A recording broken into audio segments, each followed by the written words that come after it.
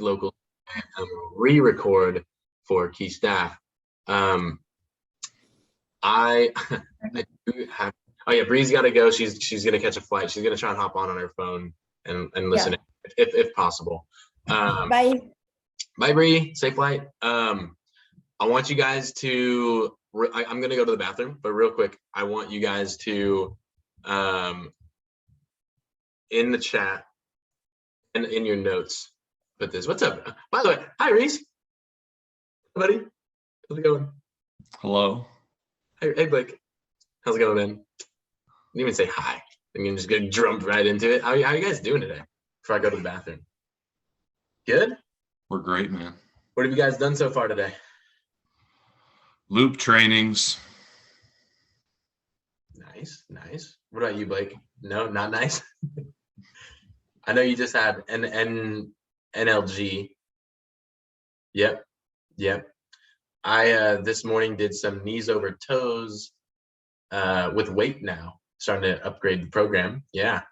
I had my breath work call and did a very intense Wim Hof session like right before local TLA, and then had the local TLA with Bree, and it was good. Good time, really good time. Taught her more of the interview. She's almost ready, but not quite. Need to finish up the interview first. I'm gonna put in the chat though. I want you to rank your health on a scale of 1 to 7. Scale of 1 to 7. In these 4 categories. And then I also want you to rank your wealth 1 to 7 on these categories. And I will explain some of them when I get back to the bathroom if you guys have questions. But if you have questions about them, take them right now.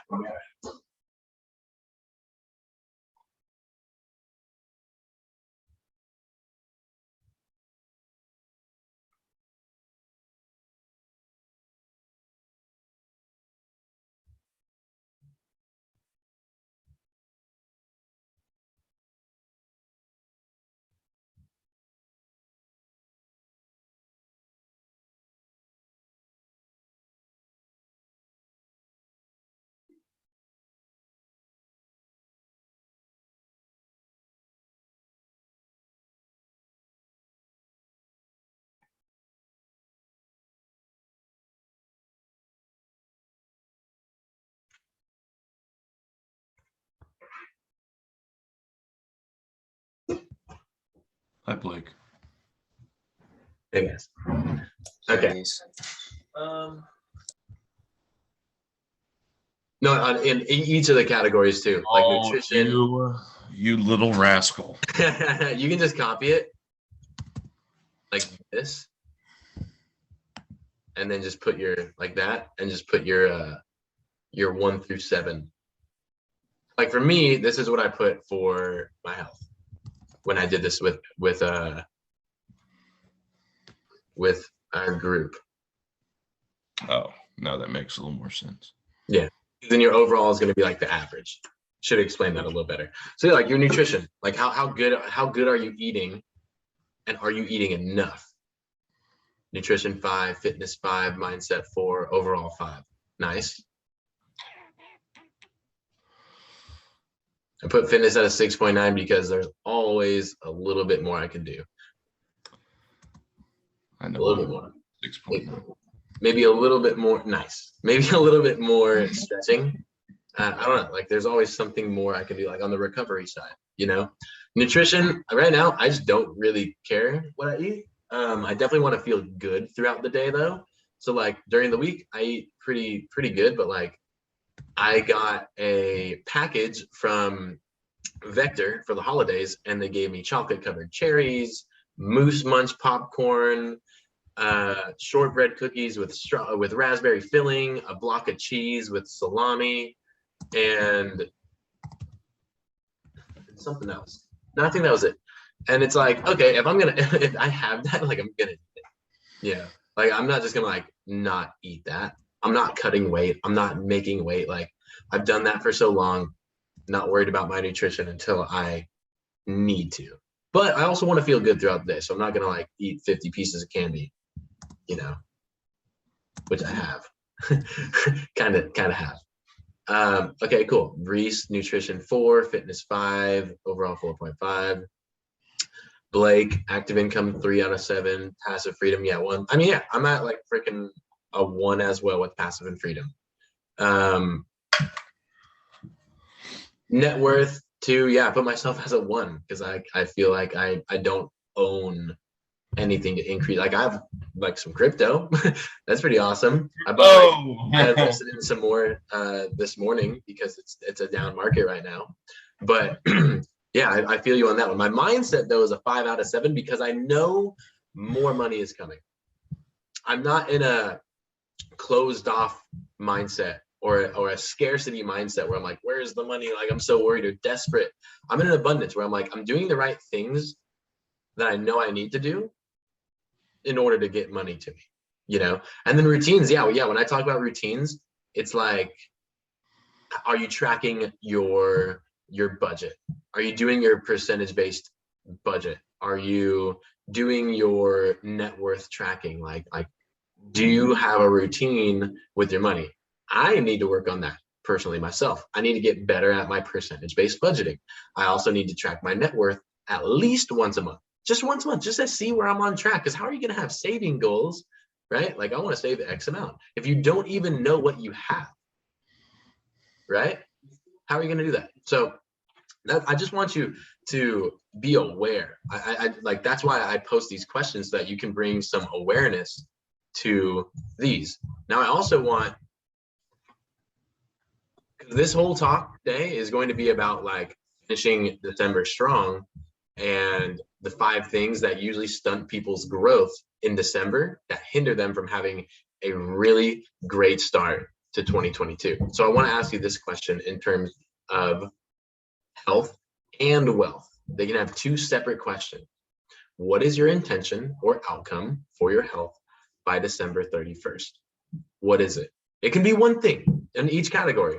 For me, it's never miss a practice in December and feel great every day with my energy. That's my health intention. Never miss a practice and feel amazing with my energy for the rest of December because that momentum will carry on. For my, what is my intention or outcome by December 31st? For my wealth is to find my first duplex to invest in and create a plan. Reese, Deb and I are we've kind of come down to what we want to have our first investment in. It's gonna be a duplex. After talking to a lot of people, I was like, I think that's not the safest way to go, but that's what I'm most knowledgeable about right now is my real estate investing. And I was also told like duplex, house hack, live in one half, rent out the rest, have the mortgage pay itself off by your tenants. Then you'll be able to upgrade to a larger house. And then it's like the snowball effect from that is crazy. Yeah. And then I also put in there a program for, like crush the December, January program to win Cabo. That's my other intention right now is to help everyone win Cabo on our team, including myself. Because like, wouldn't that suck if all of our reps got to Cabo and I did not win Cabo? Like that would kind of suck, you know? So that's my wealth plan. Okay, find first duplex to invest in and have a plan. Crush the December, January program to win Cabo. So I just want to know, what are your guys' intentions or outcomes for your health and your wealth? Yeah, health. Hold yourself accountable to a healthier eating regime, and join CD and have a better understanding. Nice. Now, what do you mean by have a healthier eating regime? What does that mean specifically? Not be so fat, you know. Well, like I approach it like you know, you don't really care what you eat. but I'm also not as active as you.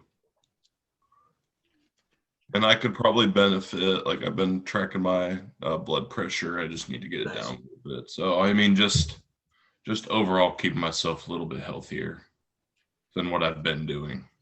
Yeah, just being more aware. Yeah. Are you tracking your food through an app at all? No, I mean I've tried it. Like, and that's the thing. Like I know what I need to be doing. I've sat down, talked about it with Daryl, my trainer, and it's not like a weighing food concern. I generally know where I'm at because I've done it before, so Yeah. I have an idea of what that looks like, or what the food looks like I need to be eating. It's just the like senseless snacking. Yeah. You're like, oh, I'm gonna go to Crumble, or oh, I'm gonna have 8 pieces of pie. Like I need to chill. Yeah. It's like when I got that Moose Munch, I totally feel you on that. I was like, it's staring at me. When I open that cabinet, it's staring at me, and like I'm not just gonna not eat it, you know. I just need to make sure I'm covering all my bases as far as nutrition, and just trying to cut back on the snacking, or the like, hey, I want to DoorDash a freaking nacho fries. Yeah, or like I want to DoorDash some Cold Stone. Yeah. I totally feel you on that one. Yeah, and it's as long as you know your calorie goal, then that's really it. Your macros and your calorie goal, then you're going to, and as long as, hey, you could fit that ice cream in there, you're just going to have to cut back on everything else to eat for that day. Like I need to know what I need to eat based on the amount of output I have, and based off of what I'm burning, calories out. Yeah, 100%. And what about you, Blake, with the health side? What is your intention or outcome by the end of this year, by December 31st? I don't know too much at this point. I need to eat healthier, but the thing is, like, it's not that I can have an ice cream to meet my calorie goal. It's kind of I need one. But Yeah, it's not the best way to do it. yeah. So what I'm hearing is you need to up your calorie intake, but with still good foods. Yeah, Correct. I mean, I don't eat much, and I don't eat much, especially when I do shows. I do a lot of those. Yeah, I have a question for both of you, actually. How much water do you guys drink per day?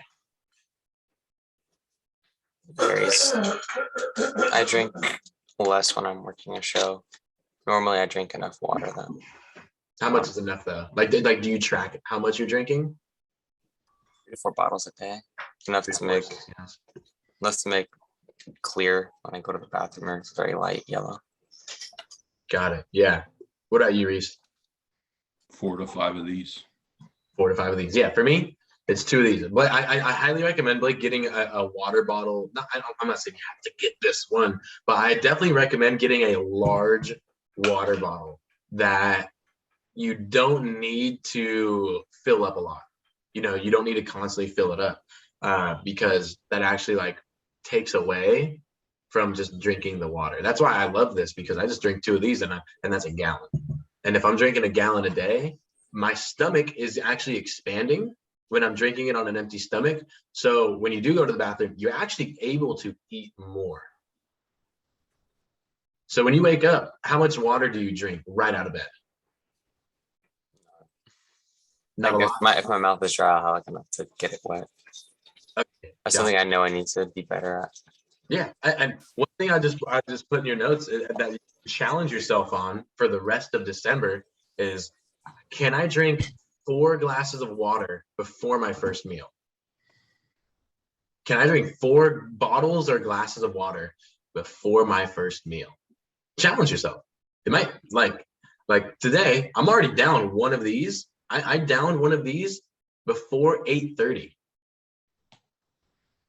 A whole one. And your body, when it has water on an empty stomach, your metabolism boosts, your energy goes up, and you actually flush out toxins at a much higher rate. And then your stomach expands and you're able to eat more. So it's the benefits of drinking a ton of water right when you wake up are really, really great. And then it expands your stomach. You're able to eat more. And then Blake, we can go into more detail with like what you can be eating more of. Like you have protein powder, I saw. You got the protein bars. Peanut butter is huge. Oh, dude, dude. If I were you, I'd be having a ton of peanut butter. Ton of peanut butter. Do you like peanut butter? I'm okay with peanut butter. We just don't have any in the house. Yeah. I like peanut butter is great for putting on some weight. Peanut butter is also tasty for me, at least. I like peanut butter. Reese, what are some other like high calorie but like good for you foods that you know of? Like you trying to gain weight? Well, if I want to gain more muscle, I'm gonna have to gain weight. At this point, I've kind of maxed out the amount of lean muscle I can get. What's the goal? I don't really have a goal. I've never really had a goal in mind with fitness, just to be better. I'd be careful with peanut butter because it's fatty. It is fatty. If you're buying the right peanut butter, you should be okay. Yeah, you don't want to get the Skippy. Just I just keep your carb intake consistent throughout the day. And it's the big thing, like I know it's such a simple formula, but it is simple. It's just calories in versus calories out. So like on Thursday when y'all do your 6-mile run, you easily burn 2,000 calories. Yeah. And I know on like, if you look at Carson's app, I think it only says like 700 for the total, but that really, you think about that's only from the workout.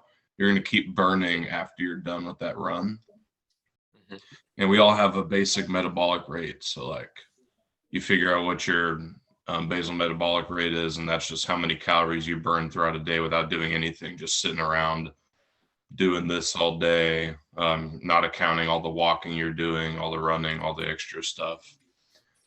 And so like you get a clear cut idea, like ballpark number where that is, and just make sure you're eating more than that, you know.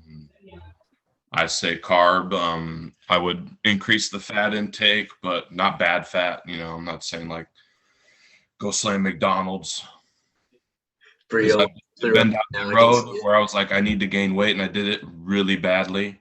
Like there's good ways to gain weight, there's bad ways to gain weight. I did mine the bad way, and now I learned like, hey, there's a better way to gain weight, and my advice would just to be eat more often. Yeah, that's great advice. 5 to 6 times a day. You shouldn't go more than like 2-3 hours without eating something. Whether it's bowl of yogurt, I do like, you know, you can do like Greek yogurt. That's perfect. Yeah, Greek yogurt is great. Yeah, Greek yogurt with a scoop of protein powder. Ooh. Yeah, I will say the hard part about nutrition, gaining weight, losing weight, all that is that you really have to figure out what that number is for you, and everyone's going to be different. So maybe I can gain weight eating 2,000 calories, 2,500 calories, but Blake, you're not going to gain weight unless you're eating like 3,000 to 3,500, you know. Everyone's different. And that's why you got to kind of like play around with what works for you. It's an interesting process. Yeah. And Reese and I can speak wellness because we've been tweaking our bodies with our nutrition, our workouts, like for freaking years at this point. But yeah, it all is like, hey, how do you feel after the food that you eat? You know, how does it make you feel? Because if it makes you feel terrible, you probably shouldn't eat it. You know, probably shouldn't eat it. But if it makes you feel really good, then yeah, keep eating it and eat more of it. In fact, you know, especially if you do want to put on more muscle, like Reese said, just increase your carb load, increase your protein intake, and you know, and make sure you're doing some strength training. What I will say is that if you do like go down the gaining weight road, you will add on some fat. A lot of people that look to gain a lot of weight, they also you put on mass. That's what it is. So there's going to be muscle, there's going to be fat. So a lot of people will gain the weight, they'll gain whatever 20, 30 pounds, and then they'll cut back down from there. So it's like a gain, cut. So what I pretty much did when the wrestling season ended, put on like 35 pounds of not good weight, and I cut down. And what are you right now? You're around the same weight you were when you got done wrestling, right? Yeah, I'm like 185 this morning. Yeah. And what were you when you got fat? Or you look 195. Yeah, and that's the thing. Like you've been 195 before now though, and you got the freaking 8-pack. But then back then it was the gut. Yeah, I had a gut. It's like you see what I mean? Like you go up to go a little bit back down the hill, and then you go back up to go a little bit back down. Yeah. You got to put it on a little bit and then take it off. Because once you do that enough, you know what your body is going to react to when you eat it. Like you know, okay, when I eat these foods, I gain weight. When I eat these foods, I lose. So now if you're like, okay, I really want to like stay consistent with the weight I'm at now, you know what you need to eat because you've played with your body enough. That's why I eat a lot of sweet potatoes, because I know it works for me and my goals, and they taste delicious and they make me feel really good. What about mashed potatoes? Is that good? Mashed potatoes? We have a lot of mashed potato packages. Rach, what are your thoughts on mashed taters? Do you buy them like pre-mashed, like you don't mash them yourself? Yeah, it's like the powder. So if you look at what Bree said, the clean bulking versus dirty bulking. So clean, like the big thing I'll emphasize, and if you want to look into it, look at the Vertical Diet by Stan Edfording. Try to put as many whole foods into your body as you can. The less processed, the better. Because here's the thing, like a lot of people, mainly if you listen to bodybuilders, like early in their careers when they didn't have the money, they had to do it the dirty way.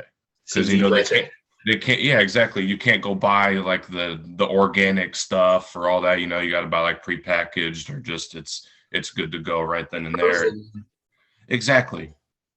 And so if it fits in your budget, try and buy good food, good quality food, because it's going to pay off in the long run. Your body's going to feel a lot better.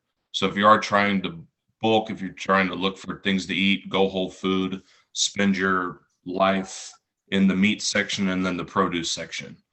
Because anything shelf wise, it's going to have a lot of extra stuff in it that you don't want. So if you're going to do mashed potatoes, I'd try and get like a big bag of the Yukon Golds, the little puppies, and just boil them and mash them yourself. Because all that powder. And here's the thing, like always look at the nutrition label. If you're really like concerned about what's going to be in it, just look at the nutrition label, because mostly everything is going to be on there. Granted, they may hide a couple things. They can get away with that. They can not put things on a nutrition label. But for the most part, everything's going to be on there. So if they're using a lot of bad oil, or if they're putting a lot of, preservatives and stuff like that in there. That's why when I started getting back into like cutting back and finding clean alternatives to eat, I stopped buying stuff that was already pre-made or pre-prepped for me. And just like, all right, now I'm going to have to do all the cooking yourself. Exactly what Carson said. A lot of the oil you're going to find that the boxed bagged foods are made with is bad for you. And look for like the olive oils or the coconut oils or even butter. Like butter is not bad. Like that. And that's a whole nother road and, dilemma I could get into is the whole, red meat, fatty butter issue. But like butter's not bad. I cook most of my stuff with butter or olive oil. Yeah. I use coconut oil predominantly right now. But yeah, I'll use butter. I'll use olive oil as well. Those are like my top 3 oils that I use. And grass-fed butter is like what you're going to want to turn to if you do have butter. Grass-fed butter. That's the best. Yeah, and like what Reese was saying, like if you can't read it, if you don't understand what it's saying on the label, like it's probably not good for you. And we still do it anyways, right? Like we still buy stuff that's not good for us consciously and put it in our bodies, but then like we tend to not feel good, and with like the mashed potatoes, if you were to mash them yourself, dude, do it in bulk. Mash like enough for you to have it for the week so that you don't have to do it again, because it is some work to make some mashed potatoes, as Bree knows. And if you mash them up yourself, it might take you like an hour. You might have to dedicate an hour to make mashed potatoes, but if you do enough, you can have them for the entire week and you won't even have to worry about it. You just put it in the microwave or freaking eat it cold. Yeah. If you like cold mashed potatoes.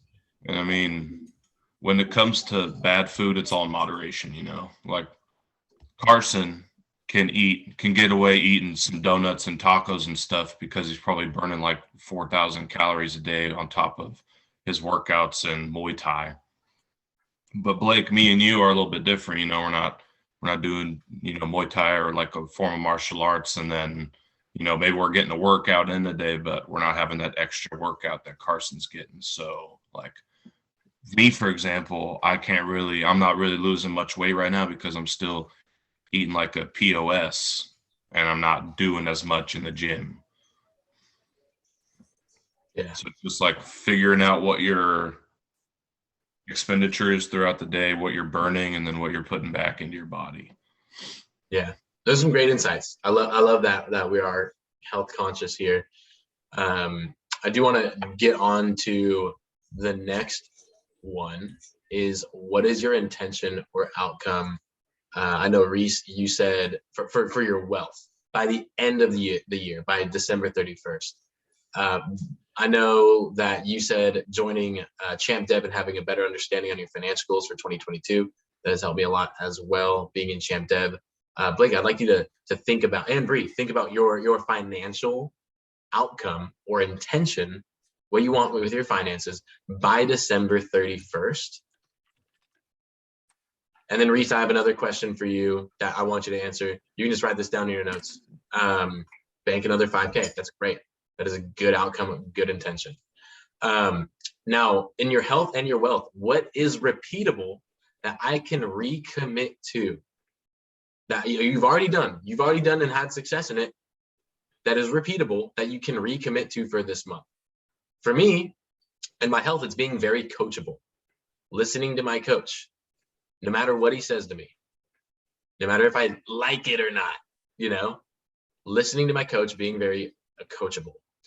And then hitting my standard every week for activity. That's a recommittable thing, a repeatable act that I can commit to.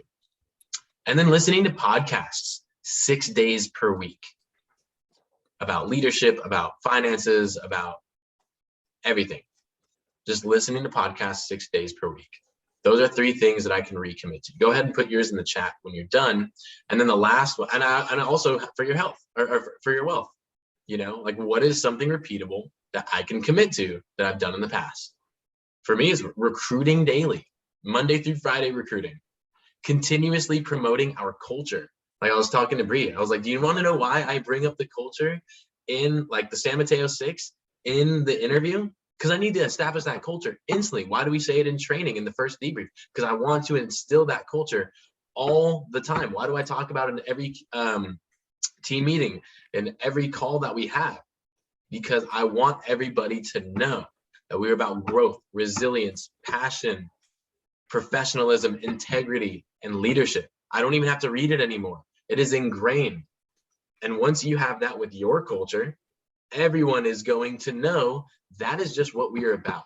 If it's ingrained in me, then it's ingrained in you, and it's going to have that trickle down effect. But if we're not talking about it, it's not going to happen, So, and also feeling good about money is my other recommittable act, because at a certain point when our office was like not doing too much, I wasn't making that much money because our office doesn't sound like I'm not making much. And so I was like getting a little in that scarcity mindset, but then I just switched it and I was like, wait, I can do things that will up my income and make me feel good about everything. Dave says hi, everybody. They wave back, Dave. He said nice. So yeah, get back to the weekly habitual phone jams to book 5 to 7 appointments per week. Nice. That's a recommittable, repeatable act to finish out the year strong. Recommittable. And then what is one thing in your health and in your wealth that you can improve on? I'm going to be vulnerable here. I put down for my health, committing to my daily standards and the habits that I put in my habit. Guys, I freaking, in my habit list, I went back and checked. I went like 14 days without tracking my habits in November. Which is not good. You did too? Yeah. It's bad. Yeah, it was bad. I had like red. It was like all my goals were like all my habits were like red, and it was like -14. I was like, dang, like I haven't tracked any of it. I know some of it, but when you're not tracking it, you have no progress. You can't even Well, see progress. and that's the thing, like I can tell it's helping, but it is difficult. And I'm like, it doesn't have to be, you know. I'm working Yeah. to the point where it isn't. It's just a habit. Yeah. Just Part of the daily routine to check in with your goals, to check in with a 15-minute podcast. Like I'm checking them off right now. I checked in with my staff today. We're doing that right now. 15-minute podcast.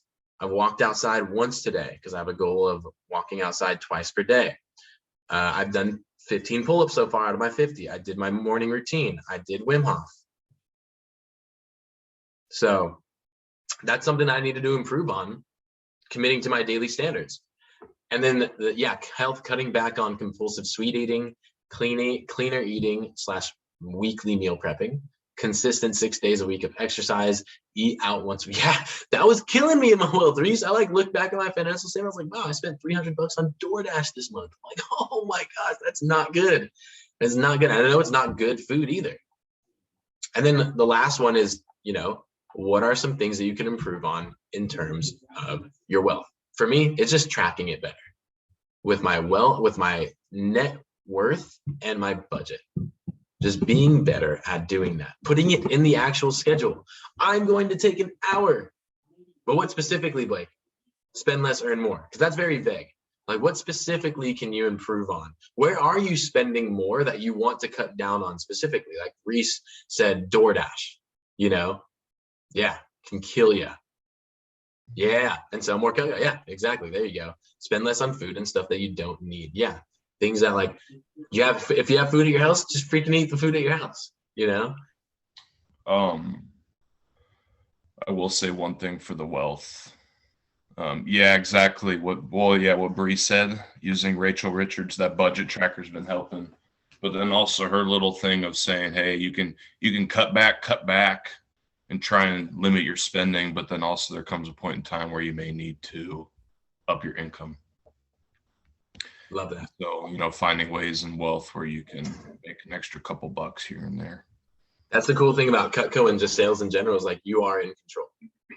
You're literally in control. Like if you just need to up your income, you can do that. Like no one is capping you at all. Okay, so for the last, thank you guys for sharing that. And this discussion was really cool and seeing where everyone else wants to improve in their health and their wealth, because that will help affect everything else going on in your life. So I do want to go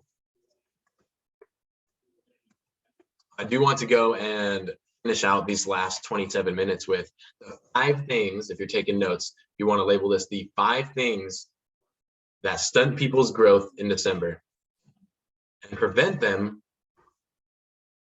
from having a great start to 2022 or just the next year. It doesn't even have to be like 2022 specifically. This is usable in every aspect, okay? Number 1 would be judging versus evolving. Judging versus evolving. Now, what do I even mean by that?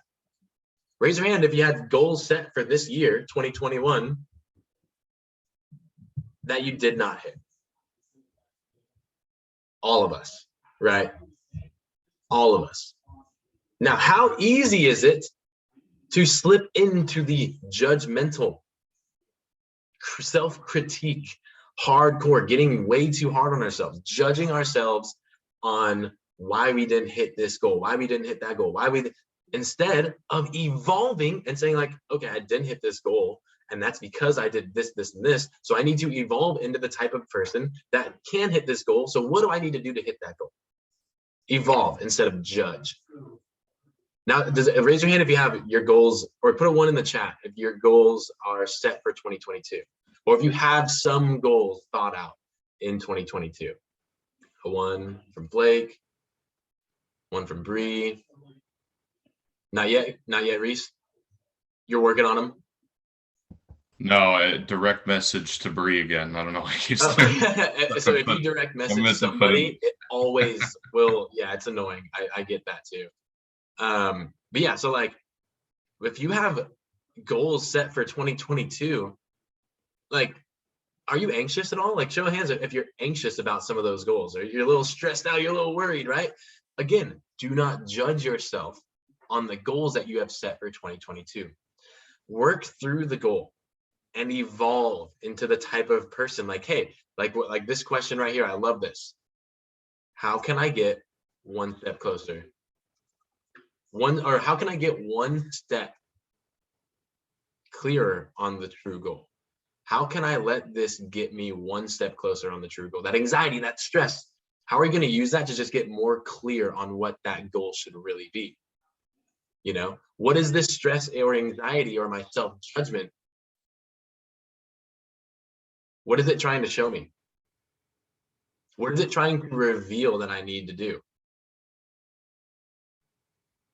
Where am I not hitting the mark with this goal?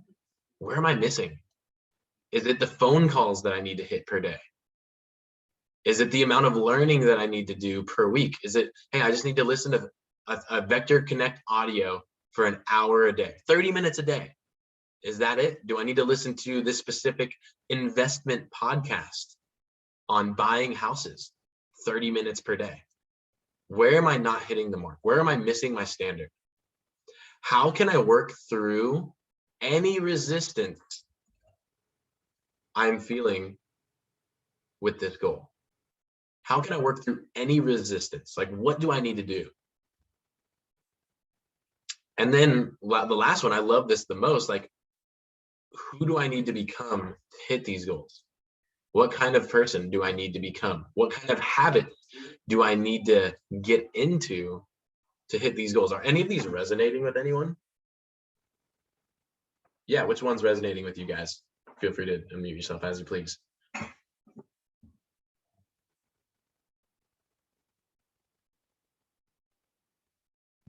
You mean the questions, right? Yeah. Which one are you like, oh, I know who I need to become? Or yeah, how can yeah, what's resonating with you the most? Probably how can I work through any resistance, you know? I feel like we all get it, you know, that little bit of pessimism, or like, it may not work out, it may not work out, it may not work out. That constant fear recycling to the front of our brain. And it's crazy because like it happens to you and you don't think it's happening to anyone else, but then you listen to every podcast, every book about those people that broke through their barrier or they got over their obstacle, and they're like, yeah, I mean, they always had that constant what if it doesn't work, what if it doesn't pan out, but they just kind of learned to attack it, or they understood what their true purpose was. And no matter how many times they thought it couldn't be done, they always, you know, reevaluated why it could be done. Yeah, I love that. And what about you, Blake? Which one of these questions, or any of this that I've mentioned on number one, judging versus evolving, what's resonating with you? What I need to become to hit the goals, what I need to do, what I know I need to have success in that others have success in. That because I know there are other people who have success in stuff that I need to have success in. And I know they're more capable of hitting my goals than I am right now. And is it who they are and who they're becoming that is helping them do that? Yeah, it's just kind of like the habits that they have and the responsibilities that they have, the things that they do on a day-to-day basis. I just need to gain more experience and growth in. Cool. I love that. So those two questions that you guys had that resonated with you, I want you to ask yourself that question and actually answer it for every goal you have. Actually answer it. Who do I need to become to sell 5K by the end of the month? Who do I need to become to hit 200K for my branch next summer? Who do I need to, like, whatever your goal is, I don't know your goals. I would love to know your goals, but this isn't the time for that. You can send me them when that time is. But I want you to, that question that resonated the most with you, I want you to answer that with every goal. So if it's like, you know, your goal of getting your first duplex, for me, like, For me, the one step is like, how can I let, or who really, it's the who do I need to become to be able to own a duplex? Well, I need to be somebody I need to become a real estate investor. What do I need to do? I need to read more about it. I need to join on some podcasts. I need to listen in on some Champ Dev calls with Jenny Locke, about real estate investing, because she's kind of the queen, All right, so that brings me to point number 2. And most people, when they're sharing their goals, they share them with no emotion. Sharing their goals with no emotions. It doesn't even feel like a mission yet. It's like, oh, that's a goal. That's my goal. Yeah, which is what it is. No, there's no passion behind it. There's no mission. You're not sharing. There's no emotion attached to that goal. So when you don't hit it, or when you're not doing something towards it, or when you don't hit your standard that you set for yourself to get towards that goal, you're not even sad. It's whatever. It's whatever to you. It's not even a big deal that you didn't hit your standard, because it's not even emotionalized with you. It doesn't feel like something you're passionate about. Or you are emotional about your goals. You have emotion behind them, but you're not sharing them with anybody. You're not putting it on your social media. You're not telling your family about it. You're not telling your friends about it. You're not broadcasting it to all of your customers, your clients, your coworkers, your managers. You're not sharing it with everybody. So you have no one to hold you accountable. You have none of that social pressure coming in, like, oh, I told this person I'm going to do it. Like, Blake, I know you have, and Reese, you're all really good at this, of like, when I tell someone I'm going to do something, like, I freaking do it type deal, So why aren't we doing that with our goals? Are you scared to share them because you're scared of the judgment you're going to get? Because of how passionate you are about your goal? Is that it? That's something that you need to work out with one of the questions. How can I battle through this resistance that I'm feeling? I don't want to share my goals because I'm afraid that they'll judge me. Okay, great. Why will they? Like, dig into that, feel that. But if you're not sharing your goals with people, then no one's going to support you, right? What are they going to do? Know that your goal is to do this? No one can read minds, right? We've been over this. So have the emotion behind your goal, and then share your goal with every single person you can. If your parents don't know what your goal is, like, that's like, is that actually your goal then? Or if your best friend, if your significant other does not know your goal, is it actually a goal? Or is it just something you're telling yourself to make yourself feel good, that you just have a little thing up there, a little safety net, like, yeah, that's just my goal. No emotion, no sharing. So sharing your goals with emotion. And also the number 3, the concept of stacking. I love this one. Stacking with no trimming.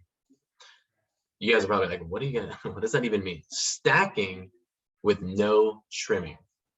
Meaning you have yet to delete or trim the things that you have completed, don't need anymore, or just need to let go of to make room for new growth. Like trimming the fat off of something. You just don't need it anymore. Don't need that. Or you've already completed it. Trimming what you don't need or you need to let go of, so that you can stack things to have more growth. It's like having a full plate. Like, some of that shit on your plate you don't need. You just don't need.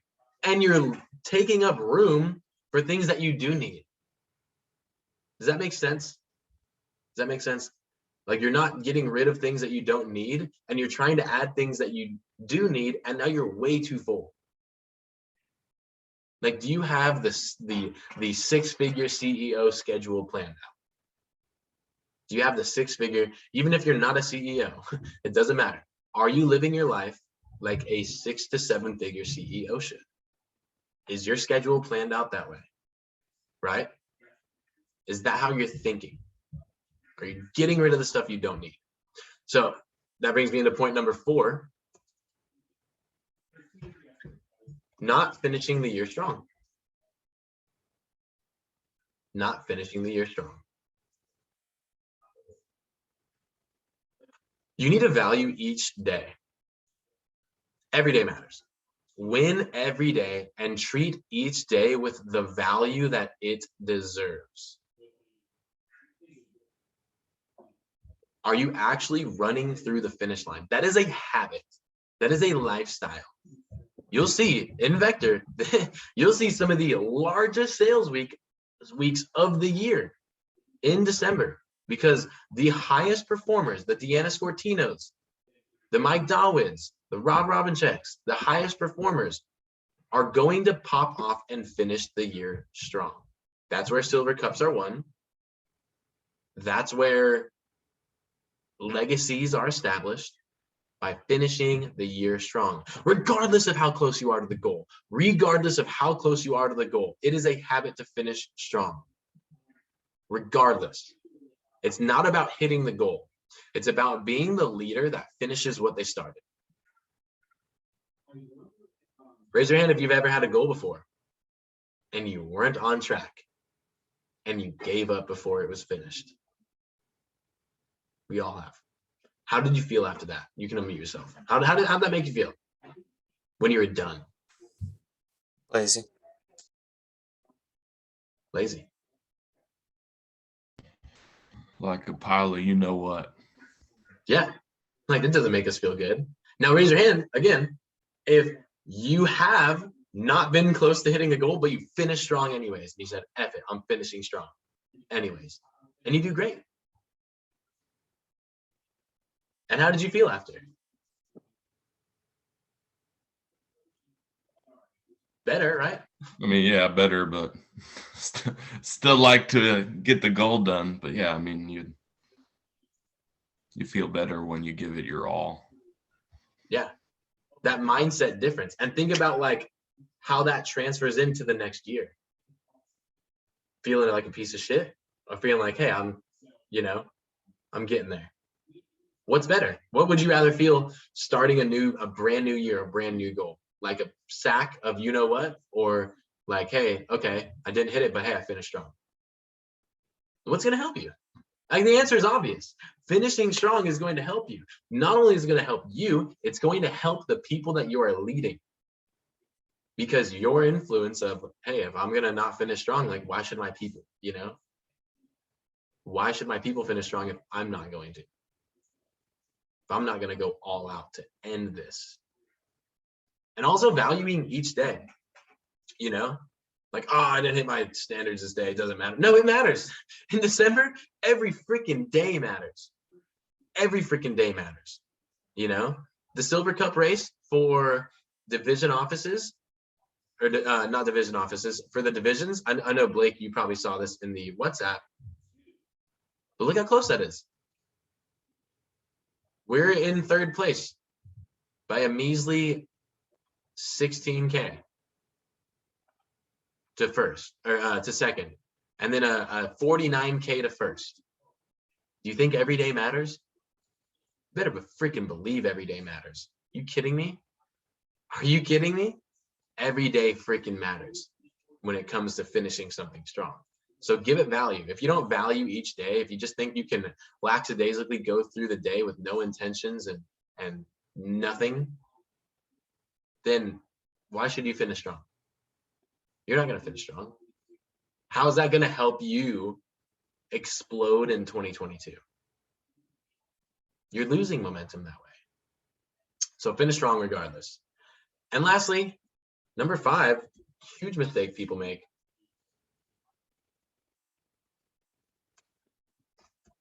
Not having fun. Not having fun.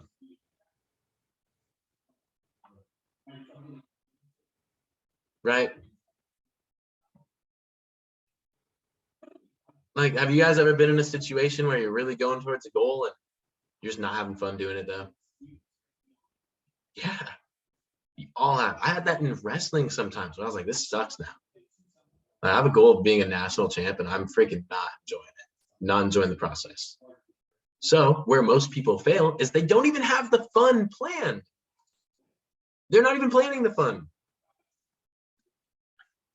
They're not even planning the fun. Yeah, making phone calls isn't the fun part of the job, right? That's not the most fun part of the job. Making hour-long, hour and a half, 2-hour-long drives to go to a show and set up everything. Yeah, it's not fun, right? Right? But do you have fun planned? Like, do you have something to look forward to of like why I'm working so hard? Or where people mess up is they feel guilty for having fun planned. They're like, oh, I'm not being productive right now. Oh. Enjoy the fun. Plan that fun out and just know, like, I need this in order to succeed. Maybe it's like a date that you're going on.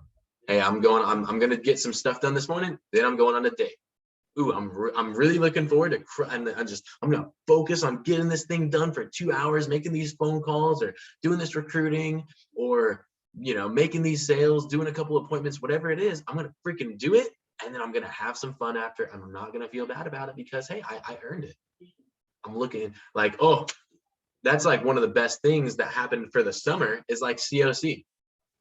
Everyone's like just looking forward for COC. Like, hey, we're working hard. COC is gonna be so much fun. No one felt guilty at COC. The fun was planned. We also learned a lot. So to recap on those 5,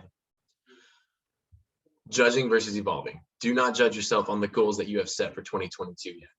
Not at all. Let yourself work through the goal and evolve into the type of person that needs to hit it. Number 2, sharing your goals with no emotion.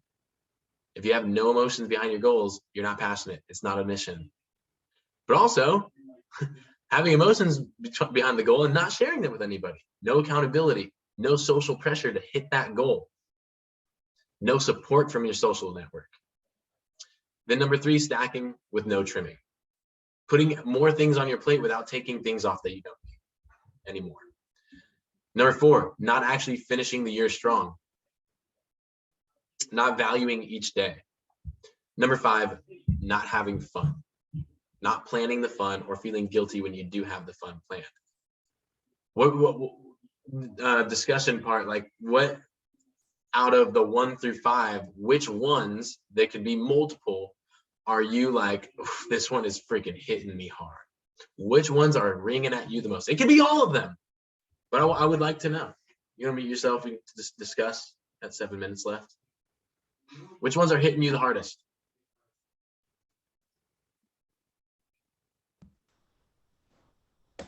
Uh, 1 and 3. Yeah.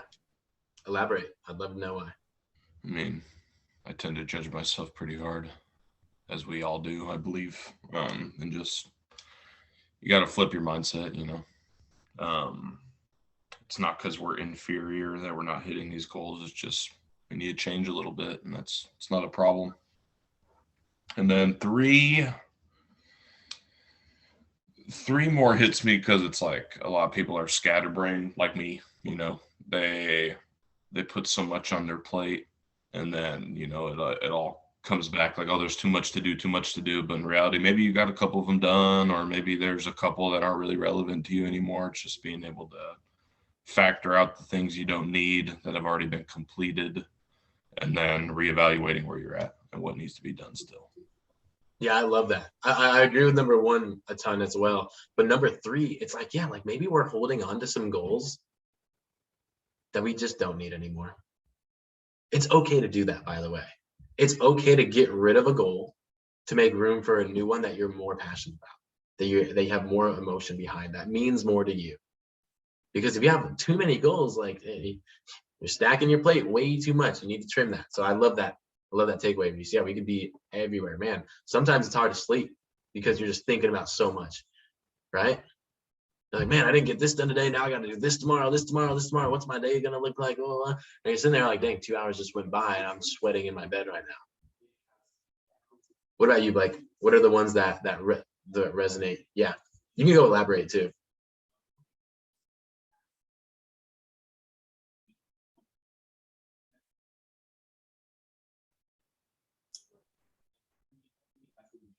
That's basically everything.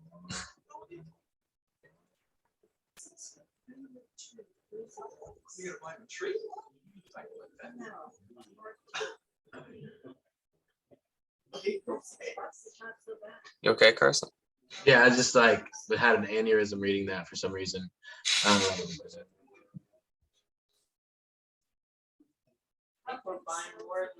So what do you need to get rid of, or what do you need to work through in order to feel good about finishing strong regardless of the outcome? When I was 9 years old, it was 2008. The way I kind of operate is if I either hit my goal or I don't.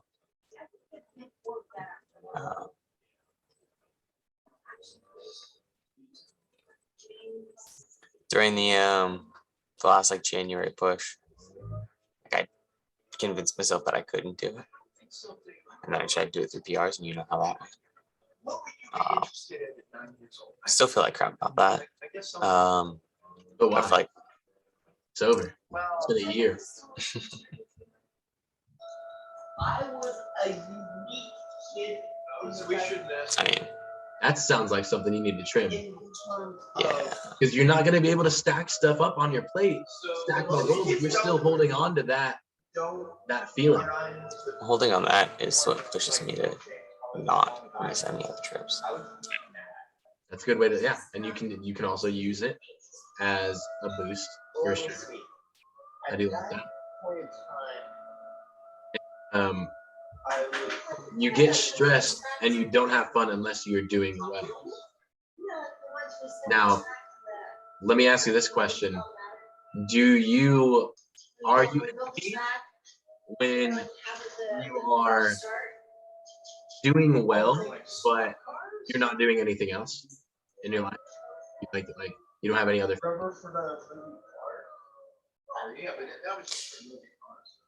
Yeah, I was pretty happy. Yeah. Do you have any fun planned for this next year or when the year ends?